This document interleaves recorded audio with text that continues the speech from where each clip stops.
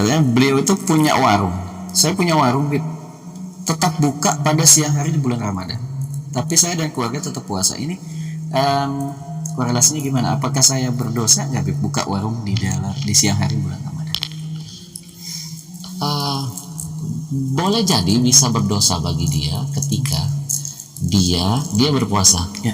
Tapi dia membiarkan ada orang tidak berpuasa makan belanja di warung dia. Berarti dan dia tahu ini orang bukan musafir, bukan orang non muslim. Dia tahu orang ini, dia memfasilitasi, berarti dia ta'awun alal ismi wal udwan. Dalam Quran itu kan tolong menolong itu hanya boleh dua, alal birri wat taqwa, kebaikan dan ketakwaan. Tapi dalam konteks ini berarti dia bisa terkena dosa karena dia tolong menolong dalam dosa dan permusuhan, ikut andil dalam kejahatan dan kemaksiatan. Nah, saya sih menyarankan bicara perdagangan itu kan yang kita cari bukan untung, adalah berkah. Kalau untung dicari, berkah dilupakan, maka sebanyak apapun untung tidak akan membuat kita merasa cukup. Selalu merasa kurang. Kadang-kadang ada saja ujiannya, restorannya jadi kebakaran, anaknya jadi narkoba, ada yang sakit, untungnya habis saja.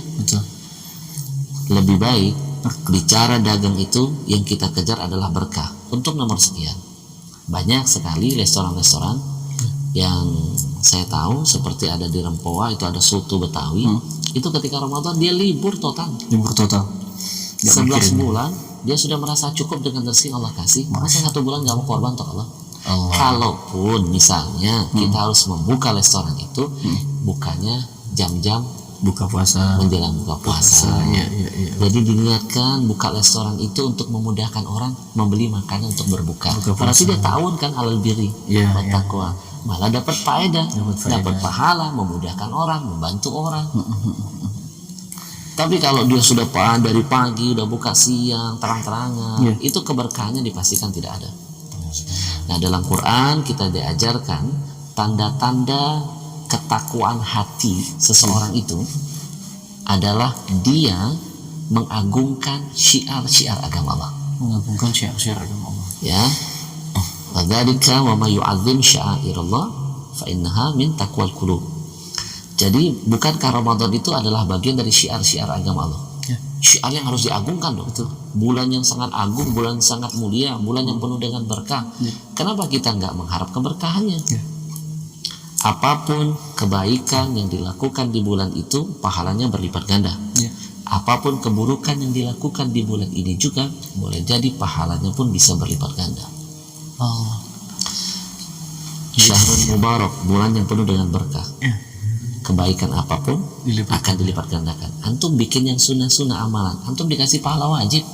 Ya Allah. Salat sunnah, antum dikasih pahala wajib. Lalu bagaimana dengan yang wajib? Yudhaifu liman yasha, dilipat gandakan lagi oleh Allah pahalanya. Jadi rugi kalau Ramadan dibiarkan berlalu dengan hal-hal yang seperti itu. Jangankan yang berdosa, yang unfaedah saja kalau bisa ditinggalkan. Dan subhanallah, Sultan tahu nggak? Ternyata keberkahan Ramadan ini bukan hanya Allah siapkan buat orang muslim. Orang non muslim, orang Cina, Habib pernah temukan itu mengakui bahwa Ramadan itu bawa berkah. Orang Cina mengakui? Orang Cina. Jadi suatu hari beberapa tahun yang lalu Habib pergi tabligh akbar di sebuah kota kecil. Kecil kotanya kalau dilihat dari peta. Ya saya bingung nih, kota kecil gimana ya?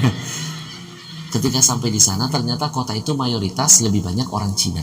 Lebih banyak. Ketika Habib datang, Habib dikagetkan ada seorang Cina, mohon maaf pakai salib, teriak-teriak panggil nama Habib. Ustadz Al-Habsyi, teriak. Saya kaget dong. Kok ada Cina tahu nama saya? Betul lagi, betul menyebutkan nama. Saya deketin. Kok dari mana kok tahu nama saya? Saya sering lihat Ustadz Al-Habsyi di TV. Saya kerjain. Perasaan saya juga pernah lihat Koko ini dari TV. Di mana Koko lihat saya? Setiap hari menjelang buka puasa saya sering dengar Ustadz tausiah. Ternyata betul. Saya tanya lagi, saya tes. Kalau begitu saya tes sekarang Koko. Kemarin saya tausiah kultum, saya cerita bahas tentang apa? Kemarin Ustadz bahas tentang Ramadan itu bulan berkah. Ternyata betul lagi. Saya tanya lagi, sekarang kok Pertanyaan berikutnya, kira-kira menurut Koko, keberkahan yang saya ceritakan di bulan Ramadan itu betul nggak? Dia bilang apa? Betul Ustadz, Ramadan tuh benar-benar bawa berkah. Dan berkahnya bukan cuma buat orang Islam. Saya ini orang Cina, agama saya Kristen. Saya merasakan Ramadan itu bawa berkah buat saya. Saya tanya, emang berkahnya yang Koko rasain apa? Omset saya. Omset. Sebelum Ramadan datang, toko saya itu sebulan cuma 50 juta omsetnya. Begitu Ramadan datang, jadi 250 juta. Ini kan namanya berkah, Ustaz. Saya terharu, meneteskan air mata, melihat di depan ada orang kafir, dia berhasil menemukan keberkahan dalam Ramadan. Pernah nggak kita terharu melihat sesuatu dengan sendiri air mata menangis? Jadi orang menangis itu tidak semuanya melambangkan kecengengan. Terharu mendengar, melihat sesuatu, air mata keluar dengan sendirinya. Saya nangis bukan cengeng, terharu ada orang Cina kafir mengakui Ramadan itu bawa berkah. Saya peluk dia Sultan. Saya peluk, saya bacakan doa pakai bahasa Arab. Ya Allah, jadikan keberkahan yang dia akui, yang dia rasakan di bulanmu ini menjadi asbab hidayah menusuk hatinya. Dia kan nggak paham bahasa Arab. Dia cuma jawab amin. Amin. Masya Allah. Ya. Alhamdulillah. Dia oke berarti. Mudah-mudahan jadi seterusnya. Aku sih yes kata dia. Kita kan nggak tahu. Ada nih wal mu'ammin syarikani fil ajr. Jangan meremehkan ucapan amin ketika seseorang berdoa. Karena yang ikut mengaminkan akan mendapatkan apa yang juga didapatkan oleh yang berdoa. Jadi teman-teman, ketika ada yang berdoa, jangan malas. Amin. Amin, amin. Nanti Allah kasih fadilah buat orang yang berdoa itu, kamu nggak dapat karena kamu aminnya setengah hati. Benar. Makanya kalau ada ulama atau kiai atau siapapun teman yang berdoa, kita tahu doanya baik, angkat tangan, amin, ya Rob, amin. Tunjukkan keseriusan dan penuh pengharapan. Karena yang berdoa dan yang mengaminkan itu dapat kemuliaan yang sama. Jadi ketika Allah kabulkan doa orang ini, kita ngentol karena modal amin doang. Jadi jangan malas-malas untuk mengucapkan amin. Benar. Masya Allah. Akhirnya saya terharu kedua kali. Dia bilang amin, saya menetes lagi kedua kali. Saya dalam hati, Allah mudah-mudahan kabulkan ya Allah. Lalu saya pamit. Kok pamit ya, saya mau ngisi acara dulu. Dia pegang tangan saya. Ustadz, kapan pulang ke Jakarta? Besok kok. Boleh nggak saya titip pesan buat Majelis Ulama Indonesia? Dalam hati saya seru banget nih. Apa nih? Koko Cina Kristen mau titip pesan lagi buat Majelis Ulama. Saya mundur lagi. Emang mau nitip pesan apa buat Majelis Ulama Indonesia? Ustadz, sampein pesannya dari hati saya paling dalam. Ya pesan apa? Bilangin dong ke MUI, bisa nggak setahun dibikin 4 kali aja Ramadan? Kita juga mau kok, bukan ente doang. Dengar itu 3 kali Anda nangis. Nangisnya apa? Ada orang non muslim, notabene Kristen, Cina lagi, dia berharap nggak masalah setahun dibikin 4 kali Ramadan, malah dia mendamba-dambakan, dia berharap, dia senang, ia tamanna. Sementara ada orang yang ngaku muslim, KTP-nya Islam, terkadang dengar Ramadan mau datang, merasa risih. Ada loh, Ramadan mau datang dia bilang, Ustadz, ini kok Ramadan lagi?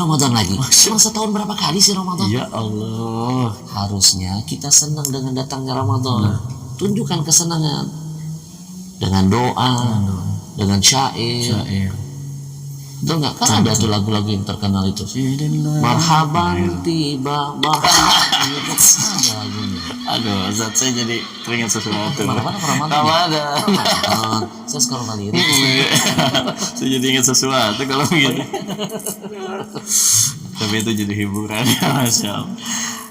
Artinya, kalau orang non muslim saja dia berhasil menggali potensi keberkahan yang tersembunyi dalam Ramadan, maka sudah selayaknya kita muslim harus mengejar, mencari dan memuliakan Ramadan. Nah, salah satu bentuk memuliakan Ramadan, udah deh 11 bulan udah cukup, Allah kasih kesempatan dagang 1 bulan, hormatin bulan suci Ramadan. Insya Allah. Itu ya super banget buat para pengusaha. 11 bulan itu udah cukup buat nyari keuntungan. 1 bulan ini kita cari keberkahan ya di bulan suci Ramadan. Masya Allah, kita lanjut ke pertanyaan berikutnya, Habib. Jadi harta itu kan nggak penting banyak, yang penting Penting kan berkah, barokah. Masya Allah, penting berkah ya. Banyak orang punya harta berlimpah tapi dia tidak Penting menemukan berkah. keberkahan. Benar. Jadi yang paling penting cari berkah, bukan cari banyaknya. Makanya alhamdulillah Habib nggak pernah ngotot cari duit, Nggak pernah nggak pernah ngotot. Orang kasih kita ambil, Iya Bib. Saya orang, juga. orang ngasih nggak boleh tolak. Benar, benar. Orang nggak ngasih nggak apa-apa. Nggak apa-apa. Biasanya saya tungguin. Nggak, benar. Insya Allah benar. Emang enak kalau jadi ulama, jadi kiai itu nggak pernah mikirin duit ya. Yang mikirin panitia biasanya. Iya. Insya Allah.